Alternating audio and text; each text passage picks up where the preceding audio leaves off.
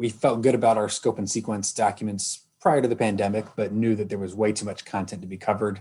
Our experience in the spring showed us that it was taking triple or quadruple the amount of time to cover the same learning as a typical lesson. And so we kind of really had to cut the scope and sequence back and prioritize, which was a super positive change for us. It helped teachers know these are the essential learnings of third grade math, of third grade reading, of social studies, of sixth grade world geography, whatever the case is. We've got to narrow it down to what's most critical. And it helped teachers transition more into thinking about the standards and what it means to master those standards.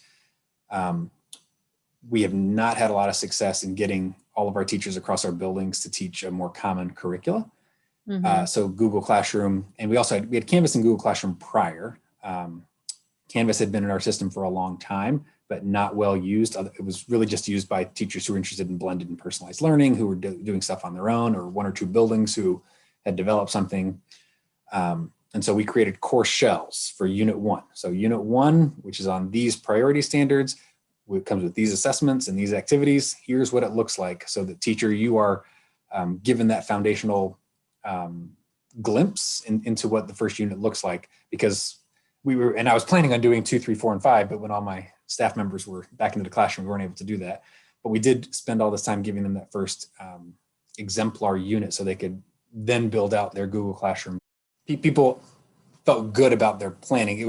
And they had from us everything they needed except for like the actual day-to-day, move from this lesson to this activity to this assessment kind of thing. Yep. Outside of that first unit. Austin had the same experience, I understand. Like their district office did the first unit, and then their people went to the school board, I think is what I heard them say, and say, you've got to have these people build unit 2, 3, 4, and 5 because it's been so valuable for us. Like we as teachers don't have time to figure all this stuff out. Have them give us this leg up. So if you were a third grade math teacher, you already had a scope and sequence from the previous year that was now modified. And within that scope and sequence, which had 6 units, Unit 1 with the activities, with the assignments, with the page numbers, with the PDFs has all been laid out step by step. So on the first week of class, you didn't have to do anything. It was all there step by step by step. But you needed for Unit 2, 3, and 4 to do the same stuff. And it's been good. I mean, I think teachers have realized, wow, a lot of the stuff I was doing was extraneous to what kids really needed to learn. And I loved reading that article and watching that video. And, the kids really love seeing Shrek 2, but it's not what we're going to add this year. And I did see Shrek 2 in one of our high school classrooms. I mean, it drove me crazy, but people prior to the pandemic, but people have started to cut the fat a little bit and get down to what kids really need to know, which means standards.